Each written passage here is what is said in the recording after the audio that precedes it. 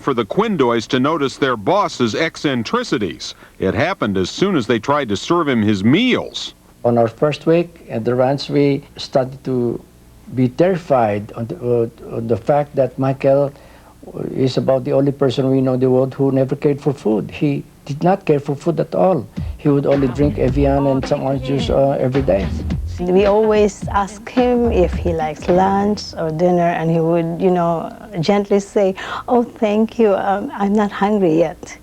So Faye says she invented a way to trick Michael into eating. We named all the food, from soup to dessert with Disney characters. Cinderella ice cream or Peter Pan salad, Neverland green salad. His favorite would be the chicken littles. But the only real food Michael Jackson concerned himself with was animal food for the pets in his multi-million-dollar zoo. It now includes an African elephant Elizabeth Taylor bought him for Christmas.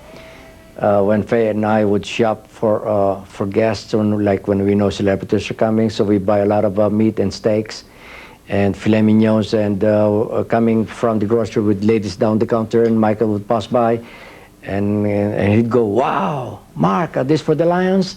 He exclaims, "No, Mr. Jackson, these are for our guests," I'd say. It seems Michael loves every animal except one, man's best friend. He is scared of dogs, so we have a prohibition in the ranch of people or employees or guests bringing in dogs. Just stop dogging me around. Michael's best friends are lions, alligators, birds, llama, and the 2 giraffes who almost burned to death in a barn fire last year. That near tragedy spurred Michael Jackson into plunking down $350,000 to build his own firehouse. It's complete with a fireman and 2 fire trucks, all to keep his animals safe.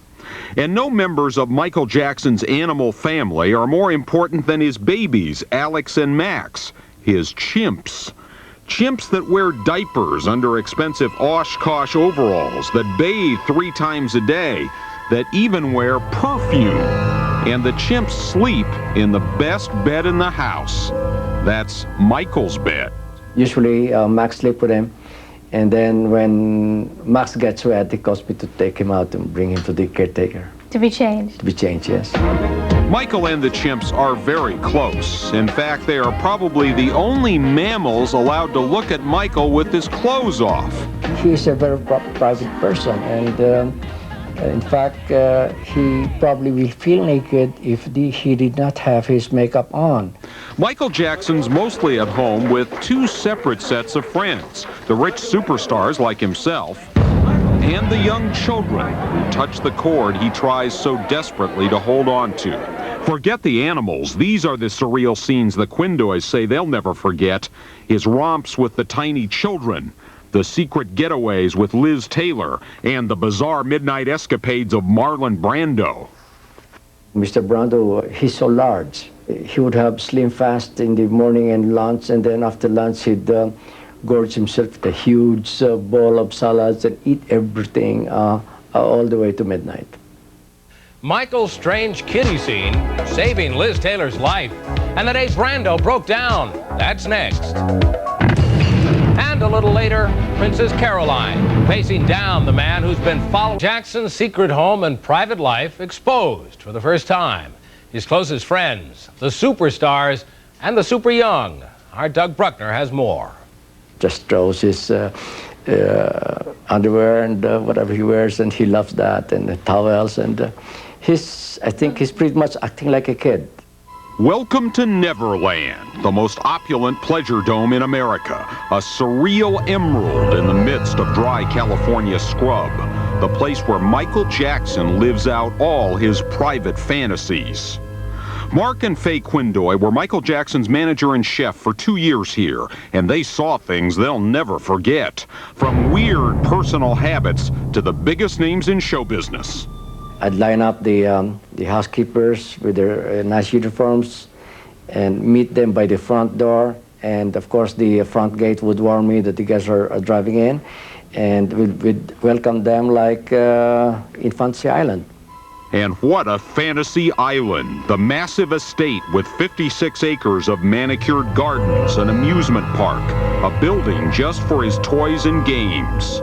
You'll have television sets around the spa, which are hidden in the rocks. With a push of a button, the rocks come out and the VCR and the TV sets come out.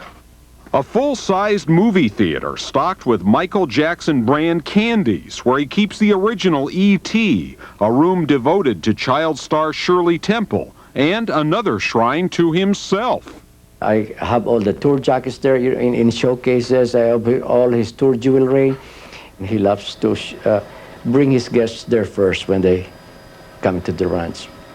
There's even a cowboy and Indian village and a pirate ship in his man-made lake, so Michael can amuse himself with paintball guns and water pistols.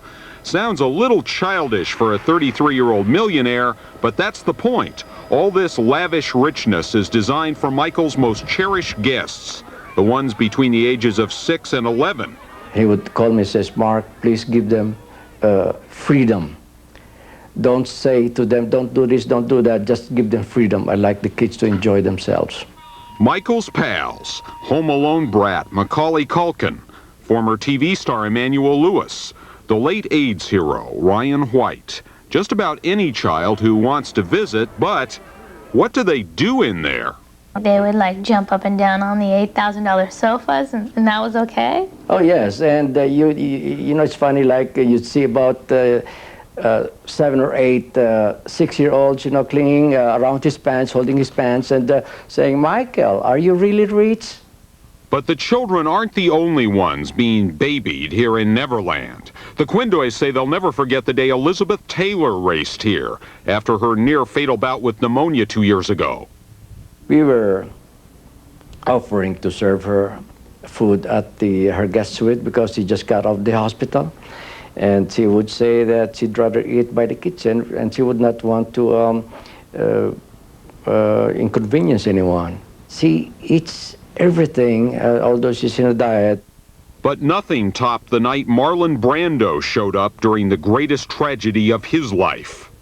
For 3 weeks, as his son was prosecuted for shooting his sister's boyfriend to death, Marlon Brando escaped the messenger of misery in Michael Jackson's fantasy land. He likes the egg white. Only the egg white. Only the egg white, no egg yolk. Yes. A lot of egg whites. But though Michael opens his door to so many friends, there is one person who is not welcome, his own sister, LaToya. After her tell-all book and Playboy spread, Michael banned LaToya from all family gatherings at the ranch. Insofar as I know, only LaToya has never been there to the ranch. Otherwise, all members of the family have been there. Mom and Dad? Mom and Dad, brothers, their wives, their children. Neverland, the place Michael Jackson can be himself. He wants everything to look immaculate inside the ranch, except in his room when he tries to play games. You know, he just throws his underwear and whatever he wears, and he loves that, and the towels, and I think he's pretty much acting like a kid. But there are times Michael leaves the cocoon, but instead of bodyguards, he's protected by disguises, and not the one of his sister Janet. His favorite seems to be like an afro wig. He wears a set of false teeth, you know, that's so funny. Sometimes it protrudes out like they were like fangs. And I'd say to him, "Look, everybody knows you're Michael Jackson." But one of the strangest close encounters occurred when Michael Jackson ran into some of his Santa Barbara neighbors wearing one of his most elaborate disguises. He had a great big nose on and some sideburns, and the nose was so big that you didn't want to look at him. Linda Martin and her sister Patricia Black had the good fortune of a flat tire because guess who stopped to fix it? They were jiggling around in the tire, and one turned to the other and he said, "Have you done this before?" And boom, boom, something went off in my head. It had to be Michael. In 2 years working at the ranch, Michael always kept to himself. Mark and Faye Quindoy say they never got close to Michael. He would look down every time he'd ask me a question and say, "Mark, do you know what time dinner's at? And, you know, something like this all the time. Mark and Faye left the ranch 6 months ago, before Michael ever really made eye contact. But they'll never forget what a special person their former employer is, or that time at 5 in the morning when the phone woke them out of a sound sleep and Michael was on the other end. He just said that, oh, you know, Faye, I just want to tell you that I love Mark and you very much. Doesn't he seem like just an enormously sweet, talented guy who needs to hang around with some normal people?